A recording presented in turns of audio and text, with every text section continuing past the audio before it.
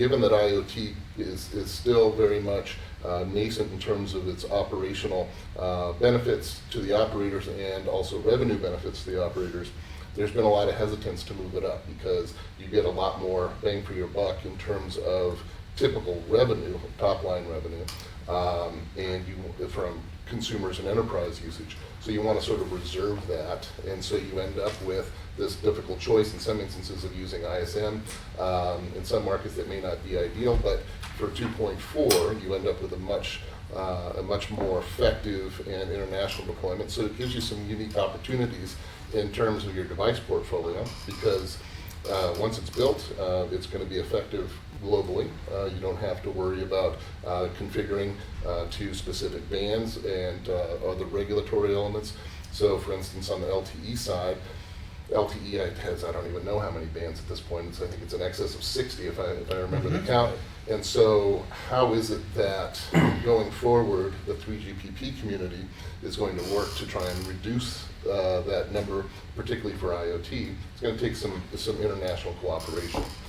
So in this instance, I think the 2.4 provides a really clean amount of spectrum in terms of regulatory or commercial constraint, and allows for much easier ability to create a device portfolio that's truly universal and uniform.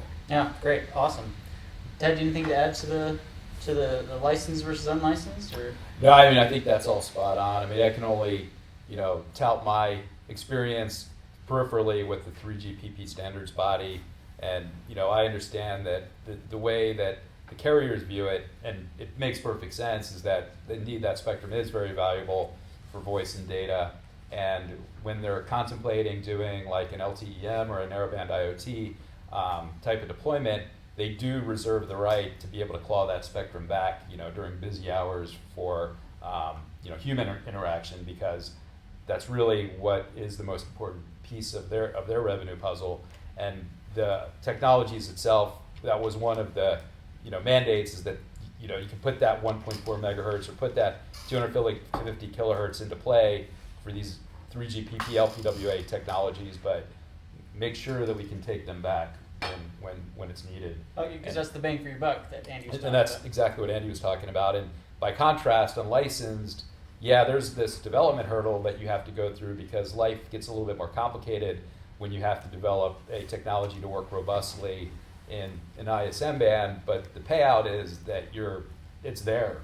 You're never going to be tempted to use it for some other purpose. And if you look at the 2.4 band in particular, there's 80 megahertz of spectrum there with very loose regulations in terms of duty cycle, which means we can service those low-end devices with small data models all the way up to data models that are much beefier, because we're not subject to the 1%.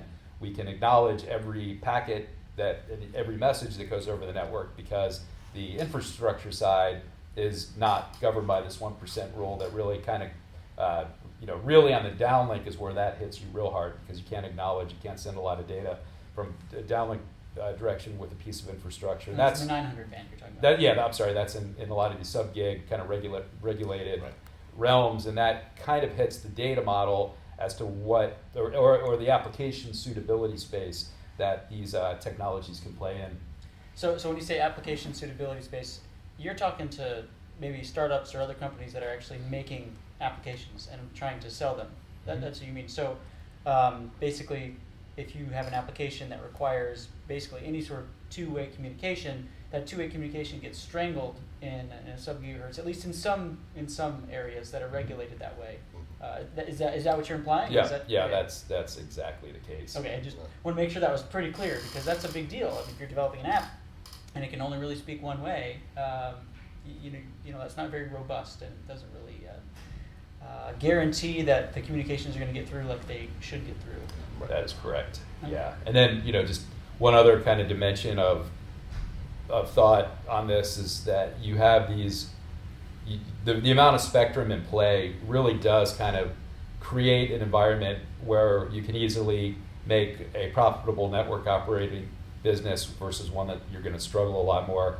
If you have lots of spectrum, which exists in the 2.4 band, you're able to, especially if you're spectrally efficient technology, those two factors multiply together that ultimately determine how many endpoints can be on that network. And so one of the challenges for the sub-gig is they tend not to use very spectrally efficient waveforms, often transmitting without any power control at the lowest data rate. And then you cascade that issue by the fact that in many regions there's only a few hundred kilohertz of spectrum available. Then the upshot of that is it's going to become difficult to make a profitable business based on the number of devices or the richness of the data models that can be supported.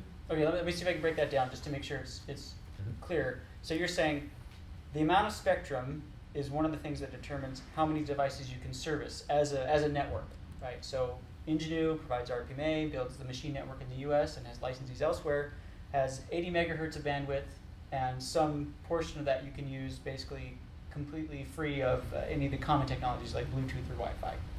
And then you're saying the waveform itself, how spectrally efficient it is, the more efficient it is, the less bandwidth it requires to service a device. So the more efficient, the less bandwidth it requires, but then if you have more bandwidth overall anyway, then you can service way more devices. Yeah, an example that I use is, if let's equate it to real estate. Spectrum is the amount of land that you have, right? So, whatever is, Manhattan is whatever n square miles, right? Okay. The spectral efficiency is how high you're willing to build up in high rises. Okay. And so the product of the amount of land versus how high these buildings are gives you, the number of people that can be supported in a given region. And so what you want ideally is a large amount of real estate and the ability to build up very high. That's going to give you the most devices supported on that in that scenario versus if you have a very small plot of land and you're not building up high. You can imagine there's a huge difference between the ultimate, what we call capacity of these two different networks. Okay, so you're saying the 2.4 band is the big plot of land, It's a very big plot of land. 900 Yeah. band, small plot of land, and then that RPMA is the ability to build the high rise, and Correct, other yeah. protocols are stuck at 1 or 2 floors. Is that? I mean, That- is that, yeah, no, that's okay. exactly- I just want to make that's sure right. that. Okay, great. Okay, good. Thank you, Ted. Okay, so obviously though, with all things there are limitations. So we just talked about a lot of the advantages, bang for your buck, building the high rises, etc. What are some of the limitations in the 2.4 band? And for instance, how do you provide deep coverage?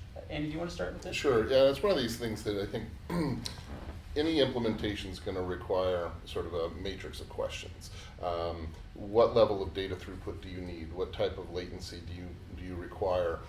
Is it a mobile or a fixed application? Meaning, is it a sensor that's fixed to a piece of machinery that's never going to leave a building, or is it something on a van or an individual technician who's going to be roaming around? Battery usage and power consumption are massive considerations in this. But one of the things that is always challenging within a wireless context is what if that device and that transmitter is deep underground or in a concrete basement of some sort, or for example, buildings that were built a long time ago may have a substantial amount of metal lath in the walls that are challenging to any RF. So you have unique circumstances that make it really very much important to guarantee that you can get through, and in many circumstances you have to reformulate the topography of the network, usually through densification, in order to achieve some of those purposes, primarily in building coverage. And so that's a challenge that, for instance, mobile networks at the moment don't do well with M2M modules. That'll change over time with M1 and NB1. But in a lot of circumstances, it'll still require architectural changes to the network in order to really reach those and penetrate effectively. And so now that's something that I was interested in getting from your perspective, is how you've handled that. Because in the early business cases, particularly here in San Diego with SDG&E, you cover a really huge amount of space here in San Diego County, which is, I think it's something like 4,000 square miles. It's an enormous geographic experience. Big county, for sure. But as you guys get more and more clients, I'm imagining that the business use case is going to change pretty significantly. How do you anticipate reaching into either underground settings or deep inside buildings effectively? Yeah, I mean, so that's a great question, and it kind of mirrors, what we've done with the utility here, where, they needed coverage to devices that are typically above ground. And those, you can get a phenomenal amount of coverage, especially with the RPMA link budget, to light up 200, 300 square miles for what happen to be faulted circuit indicators, which give indication of outage and load through the network. So that's kind of how it started, but then so exactly as you're describing, the thought evolution as well, we have stuff, in vaults, under manhole covers, in pad mounts, and unfortunately, I think we're all governed by the same laws of physics where, to blast through under a manhole cover, you lose 30 dB of link budget. To get inside of a pad mount, those green boxes, you're going to lose 20. And a network that's designed just for outdoor coverage isn't going to get you there. So the question then becomes sort of an ROI calculation. Is it worth the extra amount of infrastructure? And in our case, we were talking about 100 additional access points. Fortunately, we're not talking cellular base station. We're talking fairly inexpensive deployment options here. And that happened to pencil out very favorably to be able to get that depth of coverage. So having that agility to site infrastructure, opportunistically to get to those levels of depth that make sense. At some point you're going to cry uncle. I mean, if you're trying to blast, 20 feet underground and you're losing 60 dB of link budget, pretty much all bets are off. But I think everybody really needs to go in exactly with the mindset you're describing, with eyes wide open and understanding the depth of coverage that they're going to get. And there are, prediction models and a lot of tools in the industry that can. And we have a lot of empirical evidence just in the many years that we've been out at this. So we try very carefully to specify exactly what that coverage is going to be at the end of the day when the network is fully deployed. Right.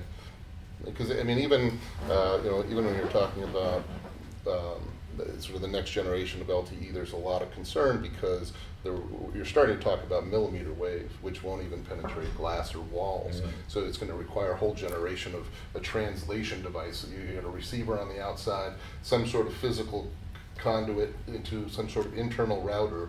I mean, it's all possible. But it requires a lot of thought and design capability in order to make this reasonable in terms of cost and speed to deployment.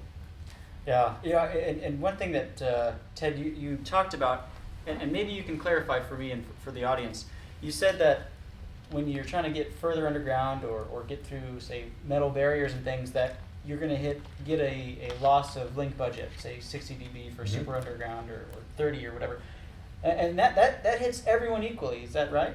Yeah, that hits everyone equally. And there's a lot of material on this, especially if you look comparatively at 900 versus 2.4. Just to delve into the physics just for a second, really what it is, and it's valid. The 900 band allows for larger antennas that are still able to be omnidirectional, and as a result, the propagation is better. And so it's better to be at sub-gig from that perspective, to the tune of about 9 dB, because you're of link budget because you have physically bigger antennas that are physically bigger cross section absorbing radiation. So there's definitely that piece to it. But there are things you can do to kind of really mitigate that delta or discrepancy between 2.4 and 900. And so what we've done, because it fits in nicely architecturally, is we have two antennas. Those two antennas pretty much buy back the 8 to 9 dB of link budget statistically for a stationary device, because you have two opportunities of sampling a Rayleigh fade. So that kind of brings us back up to what you would get at 900. And so the rest of it is dominated by receiver sensitivity. And that's where we went really hardcore on direct sequence spread spectrum and got a receiver sensitivity that's minus 145. These numbers just basically add up, and that's hence the term link budget. This is what you have to play with to be able to either penetrate into buildings, go great distances, overcome interference. And that's why it's really important to note that, based on all studies, propagation indoors hits everybody identically. And then just the last thing to say about this without belaboring the point is that, that propagation advantage that happens at 900 that's not just the signal of interest, that's interference as well. So when you go to a tower and you look at a certain distribution of devices, if they were at 900 versus 2.4, they're going to be received a lot more loudly at 900 because that propagation advantage hits interference as well. And that's sort of that's kind of the side of the equation that you have to be careful of when you're contemplating a network in more urban areas where there is a lot of potential interference, particularly with the smart meter deployments in a lot of these sub-gigahertz bands. Okay, so that's the double side of the sword, the other edge of the That's sword. the other, yes. Okay, but so let me just summarize then. What you're saying is, and this is important for people developing applications, and I guess we'll get to that, but basically, the link budget, the more you have, the better coverage you're going to get, period. Because everybody's going to hit the same ding, right? 30 dB off your link budget, and so whatever you got left over allows you to still get through. You can never have too much link budget. Okay, so great. Be too rich or too thin. And this is important. This is important for an application developer, someone who's making an app, a startup, or someone else, because if they know that they have more, their technology, their wireless protocol has phenomenal link budget, basically that means it's going to work for them. Is that what it boils down to? I mean, basically they can rely on that. I mean, you still have to factor in a lot of the topology elements of how high up are your antennas. How much are you trying to propagate through? Oftentimes, you're still going to find you may need additional infrastructure to get to a certain level of coverage. So, it's a good figure of merit for comparing apples to apples, different technologies. Okay. But it doesn't absolutely tell you the whole story until you absorb that number into a propagation tool and match it up against drive test and empirical results. And understand what the interference levels are going to be. All these things really need to be rolled together to be able to get an increasingly refined estimate of what you can expect with your network. Okay, great. All right, well, so let's do a little pivot here and talk about some of the business benefits of some of the things that we talked about earlier regarding the 2.4 band. Right, we talked about the fact that it's available internationally, because the regulations are basically let everyone operate just free and clear without having to deal with the 1% duty cycle and other kind of things. How does that translate into business benefits? There are a couple things. One, in terms of overall deployment, it's certainly, if you've got multiple sites globally, this allows you to buy a single SKU of device and be able to distribute evenly, uniformly, which speeds your time to market dramatically, and in many circumstances should also decrease the budget.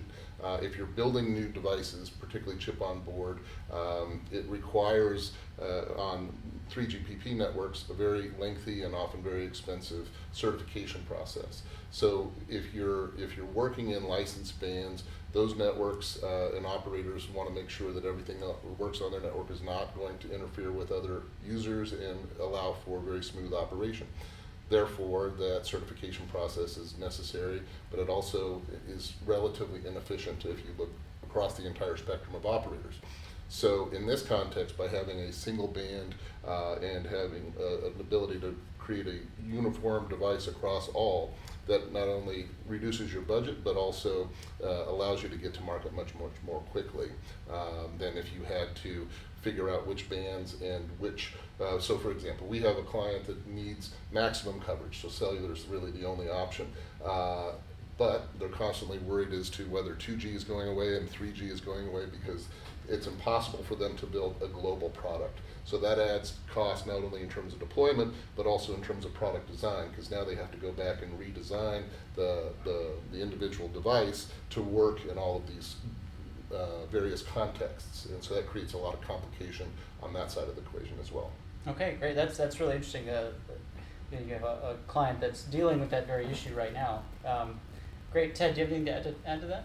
No, that sounds exactly consistent with our experience.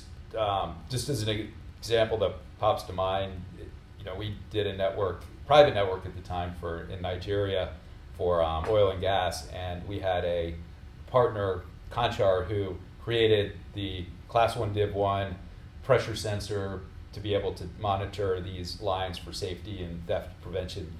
And coincidentally, we also have a partner that we we have been close with for a number of years that's doing oil and shale fields in southeastern Texas. Well, why reinvent the wheel? That device that was perfectly suitable, without missing a beat, you could use that same device in Texas, and so being able to have this ecosystem that's global and have the ability to, offer global SKU. In other words, it doesn't matter where that device is going. It comes off the assembly line, you plop in a module, and you don't even really care where it's going. All you know is that it's going to have connectivity in whatever country it gets, is really healthy for the ecosystem, because you increase the TAM dramatically. You get rid of these iterative steps of needing to design new hardware or even kind of manage global SKUs and understand where these things are going. So it seems to really, in our experience at least, streamlines the process considerably. Yeah, that to me is fascinating. As a startup or a company trying to gain access to a global market, Contrar was able to get customers in Texas and Nigeria, same product, didn't have to change anything. It just worked. Which is pretty cool. And the certification costs, Andy, that you brought up, for smaller companies, that's really onerous. I mean, it's a lot of money if you're kind of bootstrapping and trying to get things going. It can be up to $100,000 for some carriers, which is a lot. That's right, and you end up, a lot of those early devices, especially in low volumes, will tend to use modules in order to sort of streamline some of that process. But then over time, as you start to expand in terms of volume of production, the economics start to shift to favor chip-on-board designs, and that's where I think things are going to get really complicated for a lot of product developers, device manufacturers, etc., to ensure that they're hitting all those notes just right, and also working with carriers to shrink the time for certification and hopefully the costs over time. I think that's going to be for mobile carriers, it's going to be an important point of differentiation going forward. How easy are you to work with? Right now it's expensive and it takes time. So to be able to have a device that works off the shelf is unique. Yeah, it's interesting that you'd have to, in the beginning with some of these, manage regionally, right? Mm-hmm. And then as you grow, you have to manage, well, what should I use the module? Should I use the chip? You have to plan for growth almost at the beginning. That's right. Whereas with RPMA, it's just you just put it in, and it just works. it just works. Great, gentlemen. Okay, so we are about at the end here. I believe that is all our questions. So can we go to our Q&A? Sure. Actually, before we do that, Andy, you happen to have just gotten a research study done at Machina, right? Can you tell us a little bit about that? Yeah, absolutely. So one of the things that we've done fairly consistently over the last couple of years is work with enterprises through survey mechanisms to understand how it is that they're adopting IoT solutions, what types of things that they're doing with them, but also some of the dynamics around who makes the decision, who's creating the plan within a company to actually implement, and also what kind of partners in the ecosystem that they're choosing to help with that implementation. And so this was the most recent one. It's a fairly lengthy document in terms of detailing all those results. But what we have is, it was done here in the US, 420 respondents. We're looking at pretty significant uptick in terms of overall adoption based on this, and the important thing is, so we're in the the mid 30s in terms of percent of companies that are reporting that they already have some sort of IoT solution in place. But the exciting thing for the ecosystem is that we're talking about more than double that in the next 2 years to have at least that level of adoption. Now, that's not necessarily that the entire company is fully connected and everything is working beautifully. We're still in the early stages, but that's very, very promising, and it also highlights the fact that companies now see this as necessary for competitive advantage going forward. So I think, to me, those results marry well with previous ones, and we're seeing that growth of adoption be very, very consistent, but also much quicker than certainly than I anticipated, and I think that's all good news. Yeah, fantastic, great. Also, if anybody has any further questions on the 2.4 band or the 900 band, we have a white paper that compares those. And we also have a white paper that deals directly with how we deal with interference. So please feel free to download those and check them out. Of course, contact us with questions. Okay, so we'll go with the questions here on the board. I've got a friendly helper here, Kirsten, who's put them up here. So I'm looking here at the questions. All right. Question here is, are RPMA devices required to be certified in each country they're deployed in? Ted, I guess that'll be a Ted question. So the answer is yes, but once the the main different domains have been certified, which is the case, the U.S., Europe, Australia, then additional countries largely are a paperwork exercise. So when you're in the RPMA ecosystem, you have pretty much all the collateral that you need to be able to take a module that's already been certified in a particular region, put that in your device. That's a very low burden certification process that's largely paperwork. And the reason is because with the modules that we have, we've really rolled up pretty much all of the complexity of RF in the certification process in the modules to be pretty much under the hood. So when you're hooking a module into an end device, it's a very simple interface. It's basically making sure your antennas are more or less routed correctly. And if you do, that's really all the RF you have to know. Get those antennas connected, and then take advantage of the modular cert, and you can walk that device through very, very seamlessly. Okay, great, excellent. Okay, so next question. Looks like this is another. Okay, up top here. Why is there a 5 megabyte per node data limit? How does it restrict monitoring, refresh rate, and upload?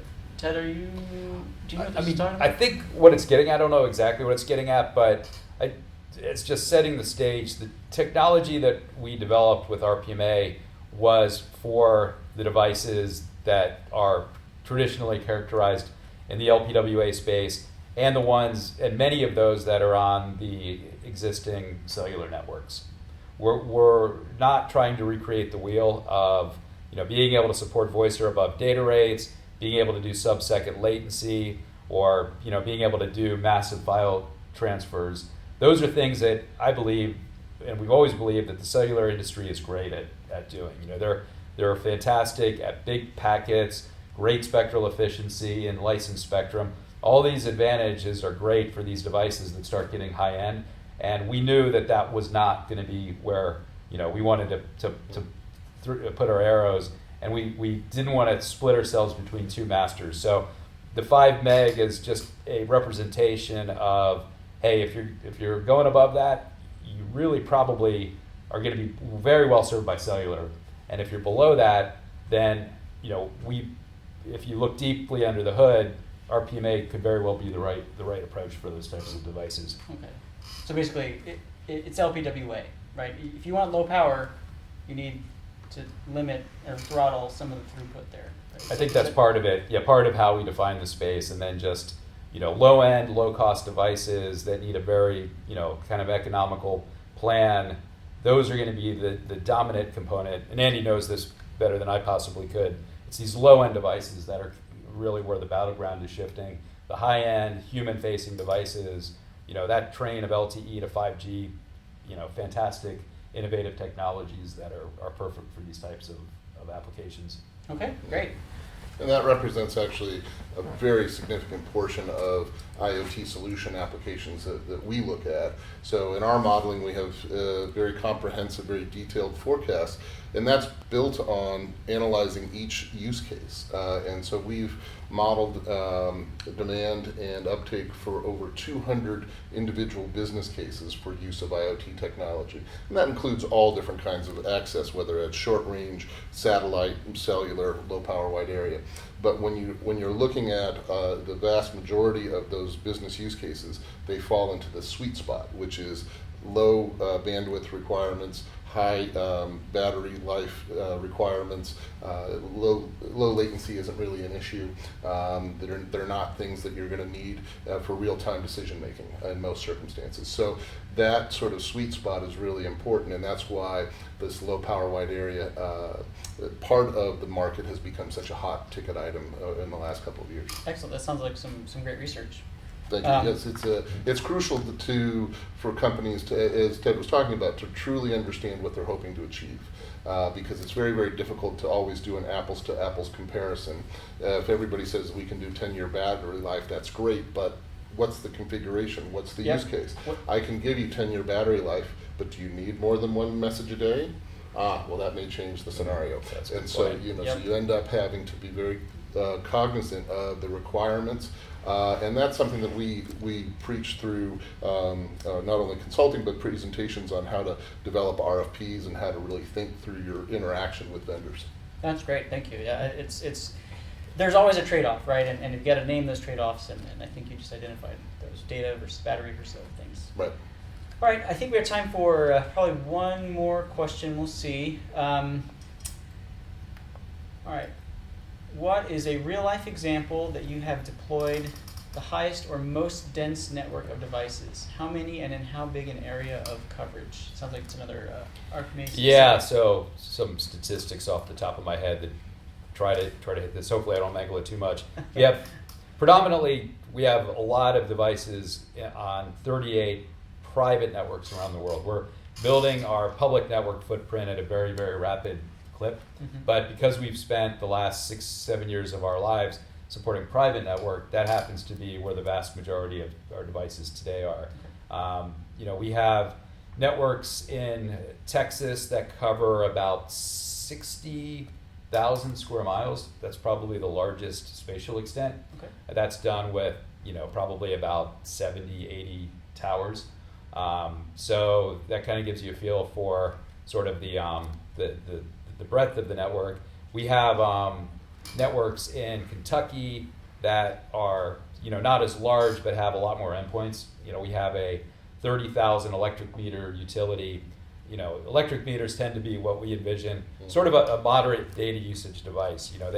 Electric meters have actually a lot to say compared to, say, like gas and water meters. So you have 30,000 of those spread out over, I kind of forget what the area is, but on aggregate, it represents our most loaded network. Okay. And that's really kind of a key thing that we use to learn about our technology and make sure that it's tracking to our capacity curve. And even that 30,000 network, it's very, very lightly loaded in terms of what could be on that network. But it is starting to get to the point where we can measure self-interference curves and verify that, hey, this is trending to exactly what the capacity model that we predicted is. So it's very useful for us. And then, in between, we'll have various networks of various sizes with, various endpoint counts. But I think the real interesting is going to be over the next year is when our, very early on, we predict our public network endpoint count to vastly eclipse the 200,000 or so devices that we have on our private networks throughout the world. So that'll be kind of an interesting, we'll have to pop out the champagne on that day. Okay, sounds good. Great. All right, well, looks like we are fresh out of time here. But we will answer the questions. We will get them all and address them and then send them out to the attendees. So thank you all for attending our live panel today. Thank you, Andy, very much for coming and My pleasure. sharing your wisdom. And Ted, as always, thank you. Thank you, guys. And thank you to the audience. Appreciate you being here.